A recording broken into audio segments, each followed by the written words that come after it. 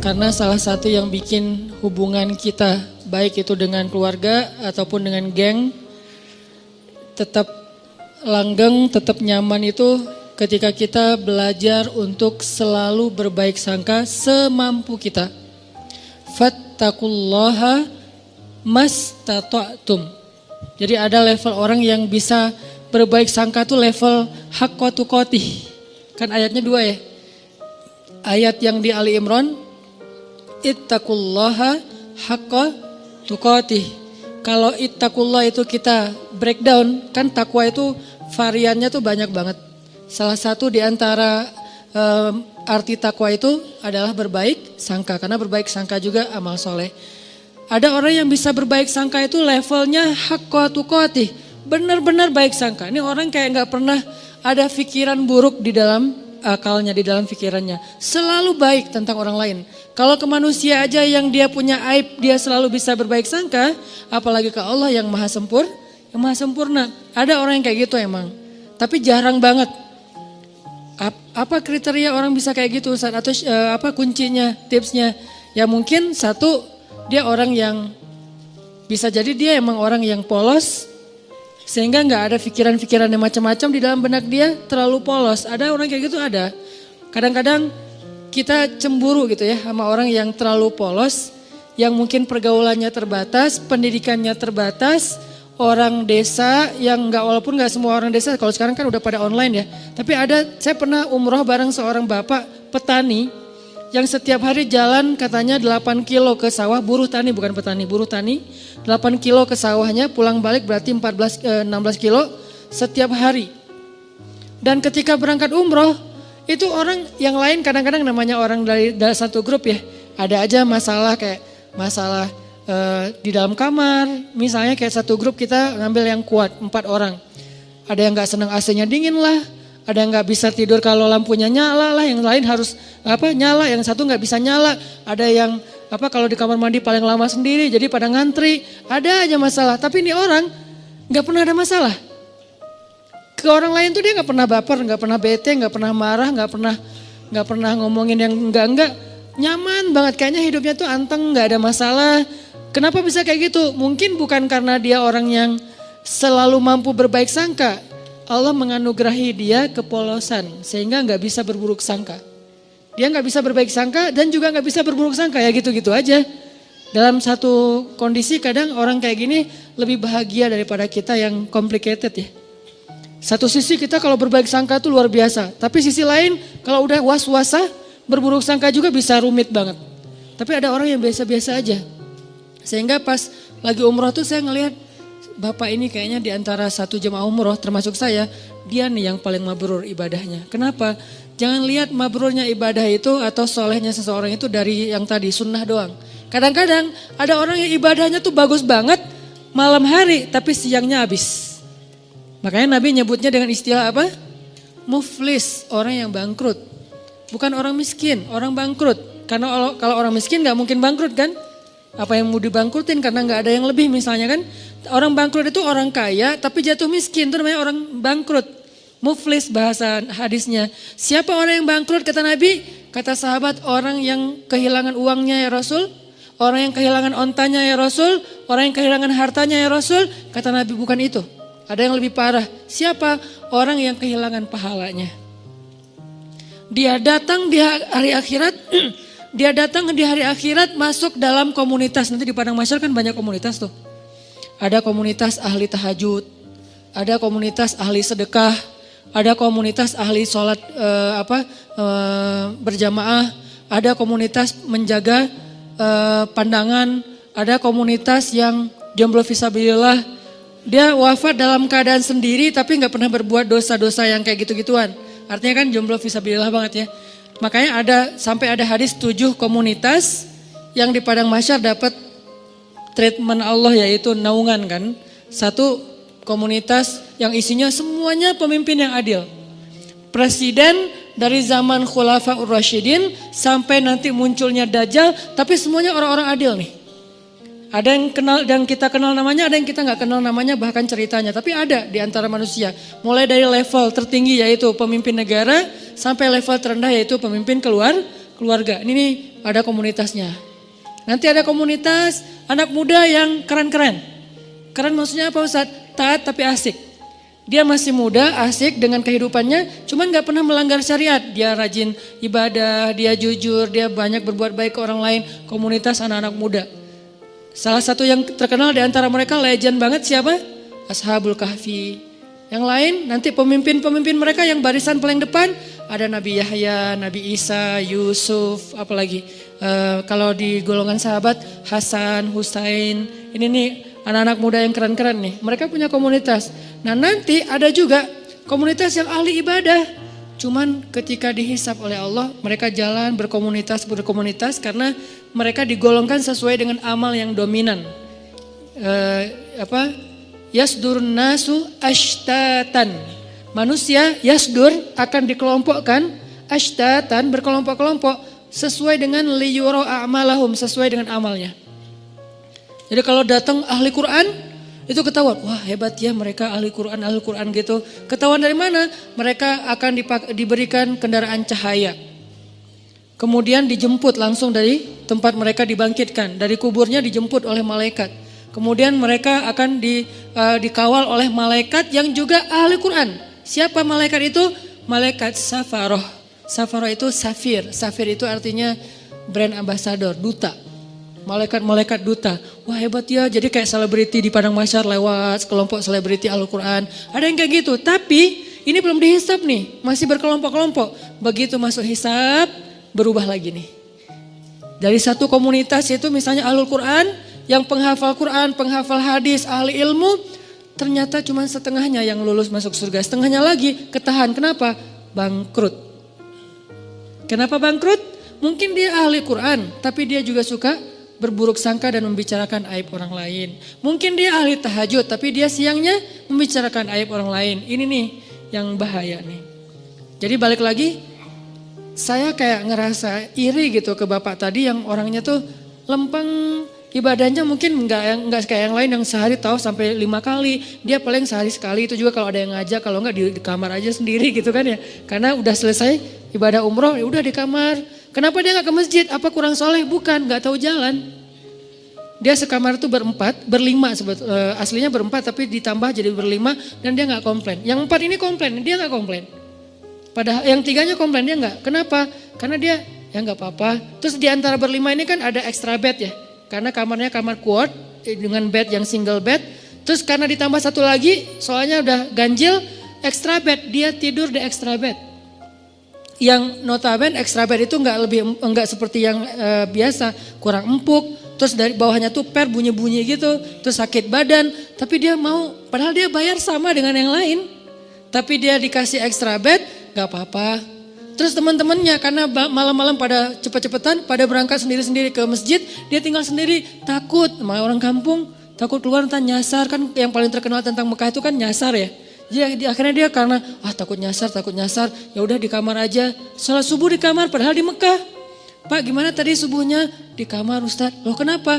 Gak ada yang nemenin gitu doang. Wah ini Masya Allah, mungkin subuh dia tuh lebih afdal daripada kita yang subuhnya di masjid. Kenapa? Bukan karena dia gak mau, dia gak mampu, takut. Yang lain tawaf sehari 5 kali, dia tawaf kalaupun ada yang ngajak sehari sekali. Tapi gak pernah ngomongin aib orang lain. Gak pernah berburuk sangka kepada orang lain. Dia orangnya selalu tersenyum. Dalam keadaan capek aja bisa tersenyum.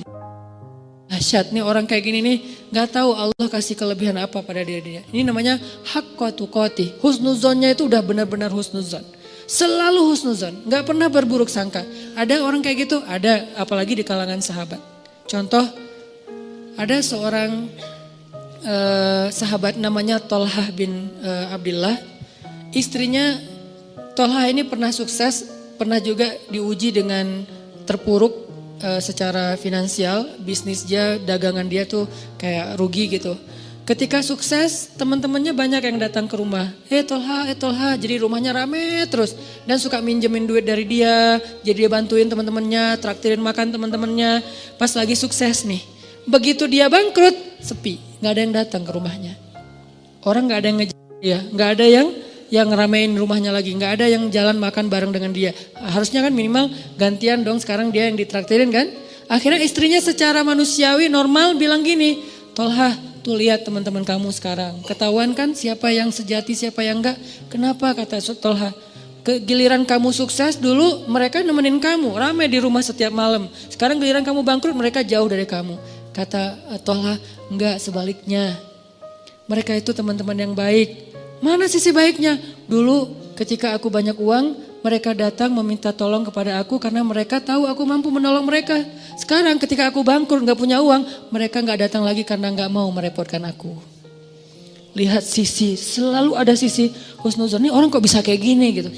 Sekarang mereka gak datang lagi ke rumah aku karena gak mau ngerepotin aku. Takut daripada saya minta pinjam uang ke Tolha tapi Tolha jadi gak enak hati karena gak bisa nolongin. Kasihan, ya udah deh gak usah datang ke rumah Tolha. Itu yang dipikirin. Coba kalau kayaknya kita kayak istrinya lah ya, normal kan ya. Dan itu gak salah, cuman ada orang yang keren. Bisa haqqa tuqatih. Sehingga ayatnya, ittaqullaha haqqa tuqatih. Kalau kalian mau beramal saleh yang pol, coba. Ada orang yang bisa kayak gitu. Siapa lagi yang bisa husnuzon? Istrinya Abu Ayyub. Ketika terjadi fitnah, berita hoax tentang Aisyah selingkuh dengan Sofwan. Istrinya Abu Ayyub pulang ke rumah terus nanya ke istrinya, "Mah, udah dengar berita yang lagi trending topik gak?" Gitu. "Oh, tentang Aisyah, ya. Gimana menurut Mama?" Kata istrinya Abu Ayyub, "Ya Abu Ayyub, gimana menurut engkau kalau ada yang membuat berita aku selingkuh?" Kata Abu Ayyub, "Ma'azallah, gak mungkin saya percaya karena saya tahu Mama orangnya solehah, baik, menjaga diri, gak mungkin macam-macam. Kalau sebaliknya ada orang yang mengatakan engkau hai Abu Ayyub selingkuh, mungkin gak?" "Ma'azallah, gak mungkin saya selingkuh, kan saya suami setia sama kamu," gitu-gitu kan ya. "Terus saya gak mungkin selingkuh, gak mungkin berpaling ke yang lain mah, demi Allah gitu."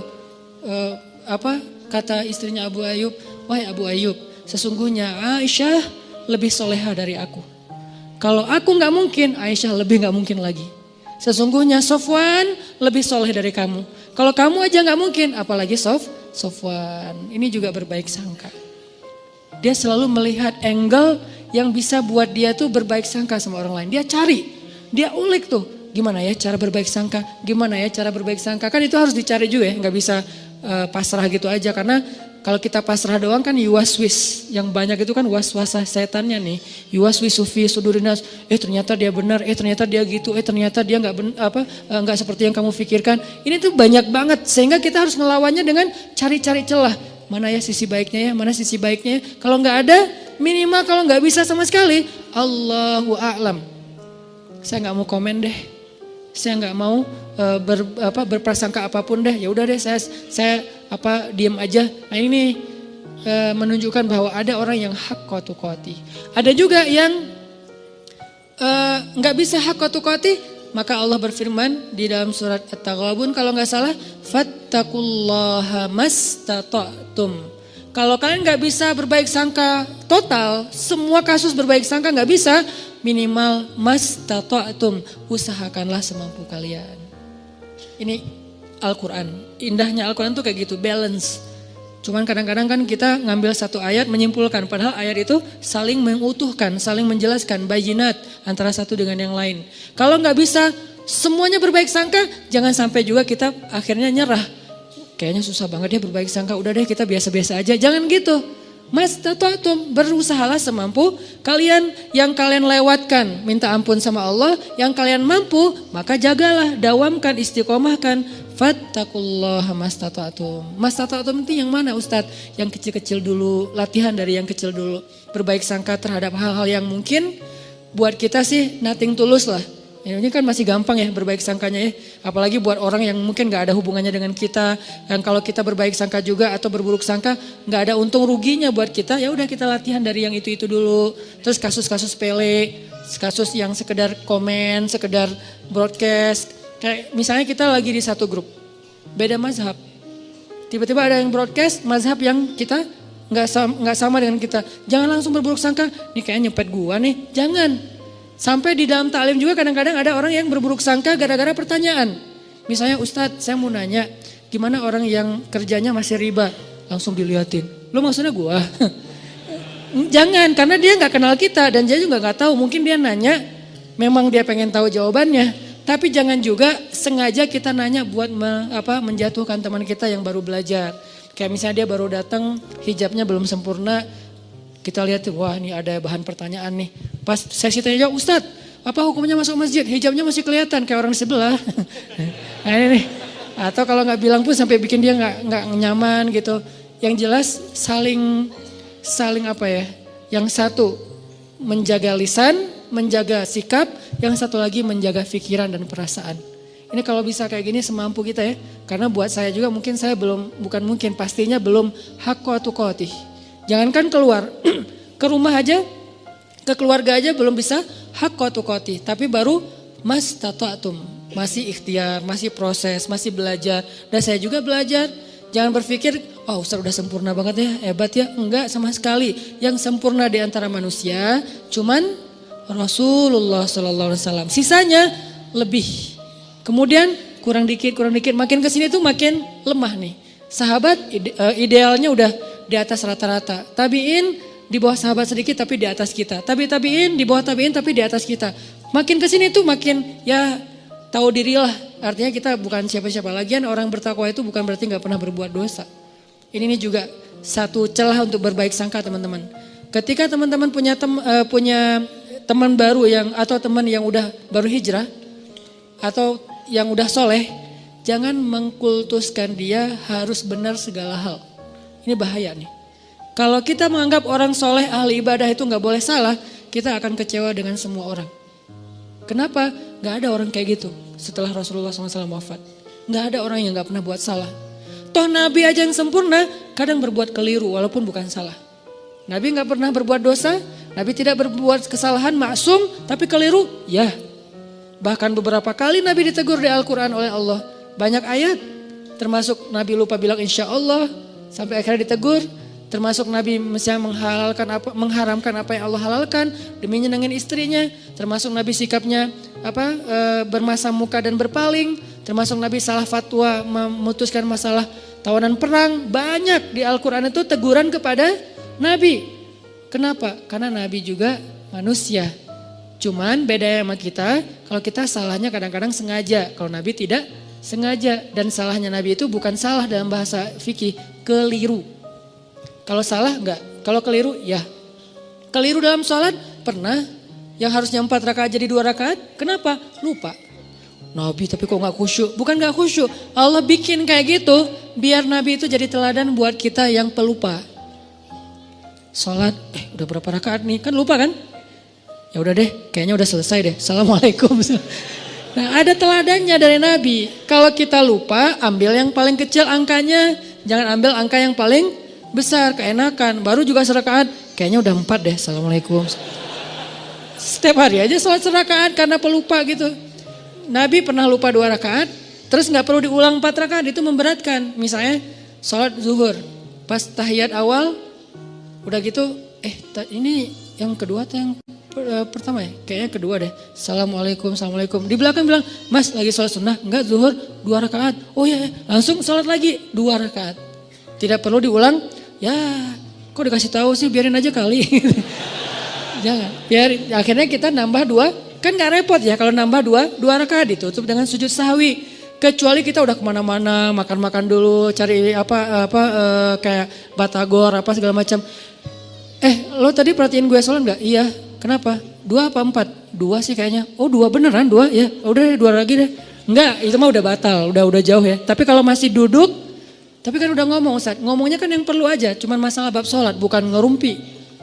Udah ngobrol kemana-mana masalah politik segala macam, kayaknya tadi kita bener gak sih sholatnya? Udah lama kali, itu ulang lagi dari awal. Nabi pernah kayak gitu? Pernah. Tapi itu bukan salah, keliru. Dalam bahasa fikih itu namanya khata', bukan batil. Nabi tidak pernah berbuat batil. Tapi kalau yukhti atau khata' pernah, cuman gak sengaja. Artinya ya semampu kita aja lah, berbaik sangka sama orang, berbaik sangka sama pasangan, berbaik sangka sama keluarga, apalagi orang tua. Gimana caranya Ustadz biar bisa berbaik sangka? Satu, tadi cari celah. Kalau kata ulama, iltamis li akhika alfa uzrin. Carilah untuk saudaramu 1000 alasan. Cari 1000 alasan. Arti 1000 alasan di sini jangan buru-buru menyimpulkan. Jangan buru-buru menyimpulkan. Ada satu hikmah yang menurut saya itu keren dari seorang dai. Beliau bilang gini, kalau kalian dapat WA, teks apapun bentuknya, kalau kalian dapat teks, dikirimin teks sama orang yang kalian gak nyaman, jangan langsung dibales. Terus tunggu dulu beberapa lama. Mungkin besok dibalasnya. Kalau kita nggak nyaman ya, kalau yang kita nyaman balas aja langsung, kasihan dia nungguin. Kalau nggak nyaman kayak dia misalnya ngomong yang nggak pantas atau salah ngomong atau mengkritik atau apalah, jangan langsung dibalas. Kenapa? Tunggu sampai besok. Kalau kita tunggu sampai besok, kita akan dapati diri kita besok membalasnya lebih bijak daripada semalam. Kenapa begitu? Kata beliau dalam sebuah perumpamaan, kalau kalian mendapatkan makanan yang panas, jangan langsung dimakan. Tunggu sampai dia agak sedikit hangat atau lebih dingin, baru kalian makan, itu akan sehat. Kalau panas-panas dimakan, itu hanya akan menyakitkan diri kalian sendiri. Begitu juga ucapan. Dapat teks, jangan langsung dibalas, masih panas. Nanti sama-sama kebakar nih. Tunggu sampai dia dingin. Kita dingin, dia dingin, di sana udah ngirim teks kan semalaman, nungguin akhirnya dingin ya. Gak tahu juga, mungkin lebih panas kali ya. Nah, kita membalasnya dalam keadaan dingin, sejuk, enak tuh. Kayak air dikasih teh panas, tunggu sampai jadi teh hangat. Baru kita minum, tapi kalau panas-panas diminum, yang pertama kita celaka, yang kedua juga orang lain celaka. Kenapa? Kita celaka karena kepanasan, orang lain celaka karena kita salah-salahin. Ini siapa sih yang bikin teh panas-panas amat, dan seterusnya dan seterusnya. Begitu juga dengan ucapan. Ini cara berbaik sangka nih. Caranya jangan langsung disimpulkan, jangan langsung dijudge, tunggu aja dulu. Siapa tahu setelah kita tunggu ternyata secara natural terjelaskan dengan sendirinya. Muncul tabayun yang tidak kita sengaja, bukan kita cari, bukan. Tiba-tiba muncul kayak tabayun, penjelasan dari sana sini. Akhirnya kita nggak sempat menyimpulkan yang negatif kan? Alhamdulillah selamat gitu. Ustadz, kadang-kadang buruk sangka itu bukan disengaja, muncul aja. Makanya gak mungkin lah kita sengaja pengen berburuk sangka sama orang lain. Itu was-wasa dari setan. Kok salah setan sih Ustadz? Ya emang salah setan. Kenapa kok salah setan? Ya setan, memang untuk disalahin gitu kan. Makanya Nabi Yusha ketika lupa dengan ikannya yang berenang, apa kata beliau? Wa ma ansanihu illa syaitanu an adzkurah. Gak ada yang bikin saya lupa kecuali karena saya setan. Ini setan nih kerjaannya nih gitu. Jadi a'udzubillahi minasyaiton. Pas kita ada yang gak enak di pikiran kita, a'udzubillahi minasyaitonirrajim. Terus kata setan, gue gak ngapa-ngapain kok ditauz-tauzin sih. Ya emang bagian dia gitu. Masa a'udzubillahi minni. Ya Allah aku berlindung dari diriku sendiri, kan gak mungkin ya. Gak ada ayatnya, yang ada berlindung dari setan. Intinya cari celah, jangan langsung disimpulkan. Biarin aja dulu, larut. Ada masalah, jangan langsung, wah bener nih. Jangan, diamin aja dulu. Minimal kalau gak tertabayun, terjelaskan dengan sendirinya, kitanya udah concernnya udah pecah dengan hal-hal yang lain. Siapa tahu tiba-tiba Allah memberi kita rezeki lupa, besok gak sempat dibahas lagi. Ini cara-cara berbaik sangka yang kata ulama praktis. Tunggu, jangan simpulkan dulu. Kedua, cara berbaik sangka, kita ingat-ingat kebaikannya. Karena kalau kita gak pernah ingat kebaikan orang lain, agak susah sih memikirkan bahwa dia itu sebetulnya gak ada maksud apa-apa. Tapi kalau menurut kita nih orangnya tuh baik, orangnya tuh gak pernah bohong.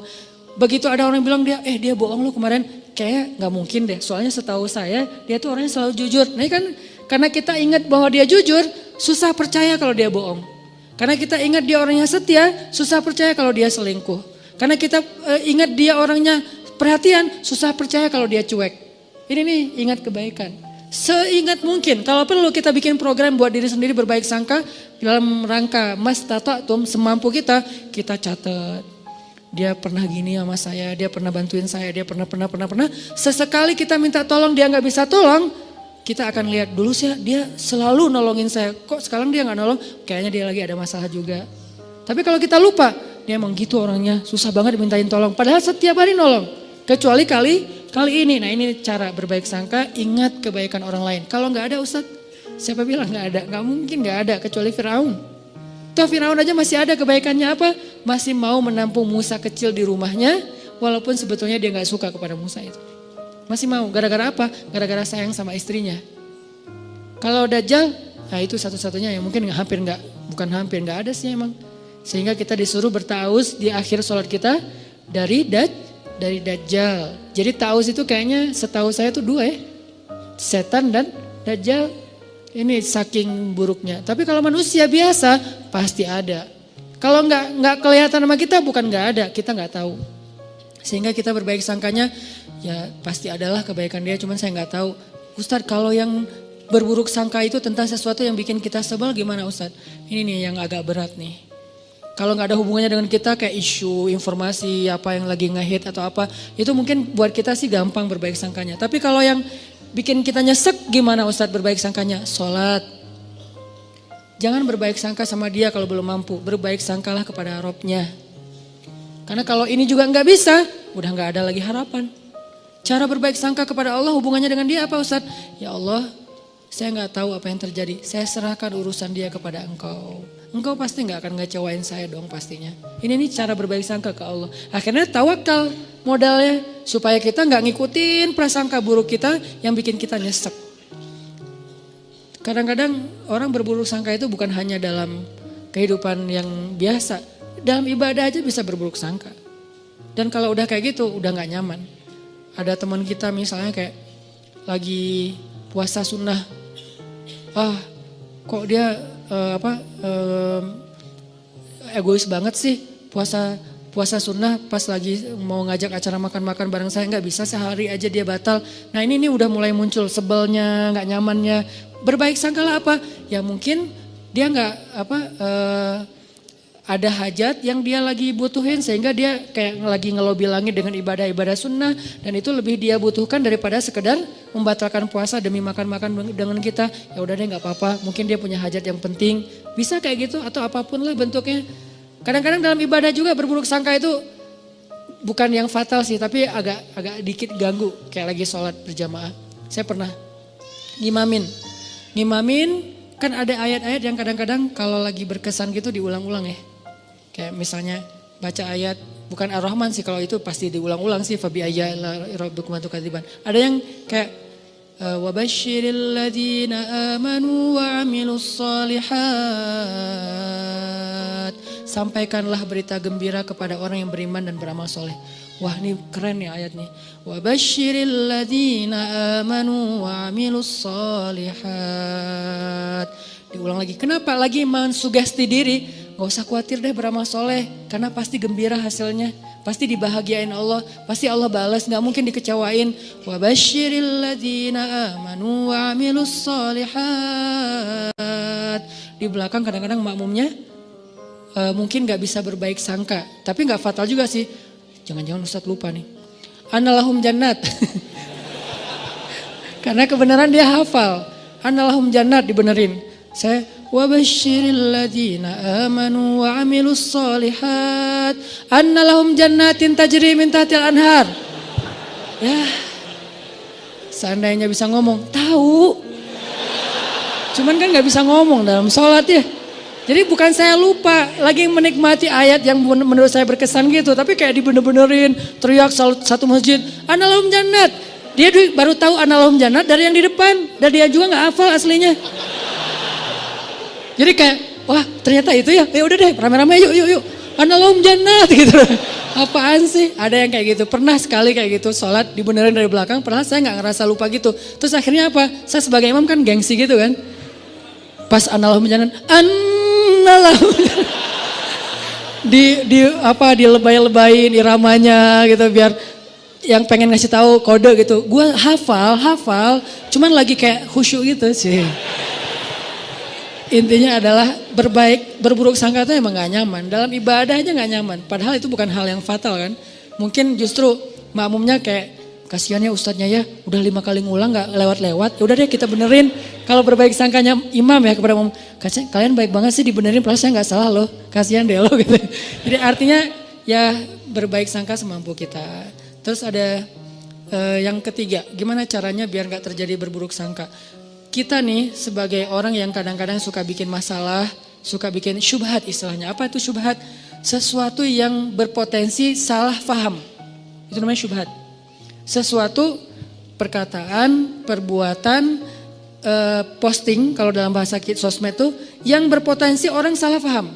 Nah, kitanya yang harus tabayun segera sebelum terjadi kesalahfahaman. Contoh, saya posting main air di laut pakai celana pendek. Kan berpotensi orang salah paham ya. Wah Ustadz kok celana pendek gitu kan.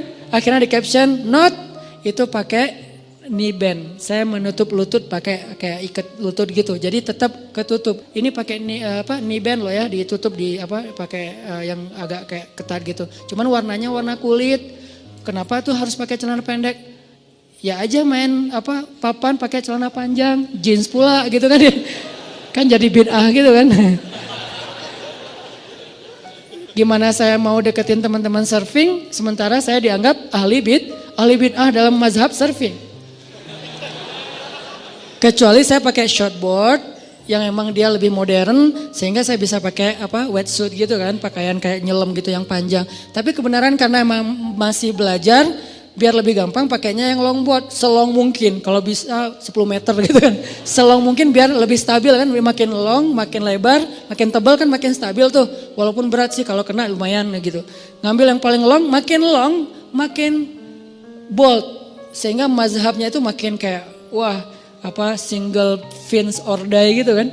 Satu fin atau gak usah sama sekali deh, gak usah pakai fins gitu. Akhirnya ngikutin mazhab teman-teman yang emang mereka punya prinsip bahwa kalau long itu celananya pendek Ustadz, bajunya geleber gitu Ustadz, terus kayak gitu-gitu. Oh ada yang gitu-gitu ya? Iya ya Ustadz, ya udah deh biar saya gak diahliin bid'ah, biar bisa dekat sama mereka, ngobrol santai. Ya udah pakai celana pendek, cuman biar gak jadi syubhat, ditutup lututnya.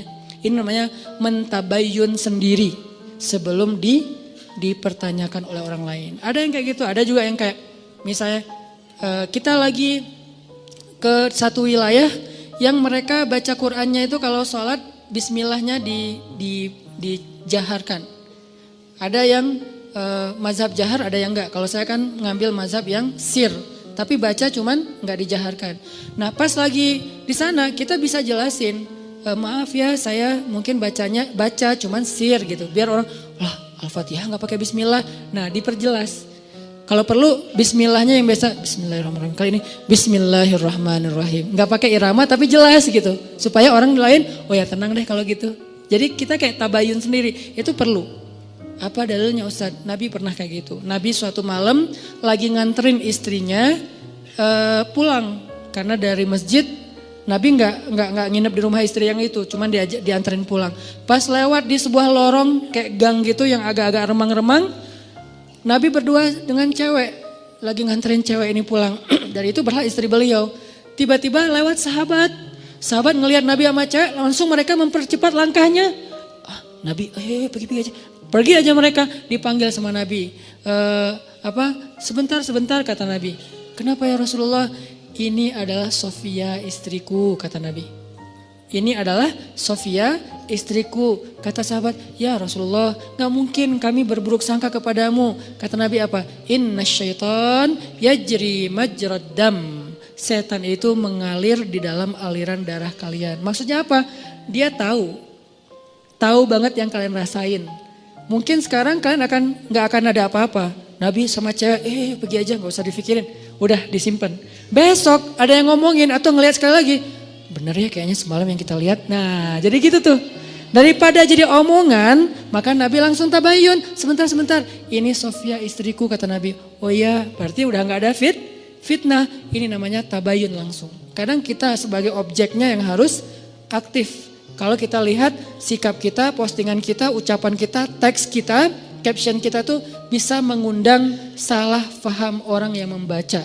Dan itu kan banyak. Tulisan-tulisan yang kalau orang baca salah paham. Kenapa salah paham? Karena mungkin memang tulisannya agak-agak multi tafsir. Maka butuh kayak footnote-nya, butuh penjelasannya, butuh apanya. Itu namanya tabayun. Jangan tunggu orangnya, jangan suuzon dong tabayun dulu.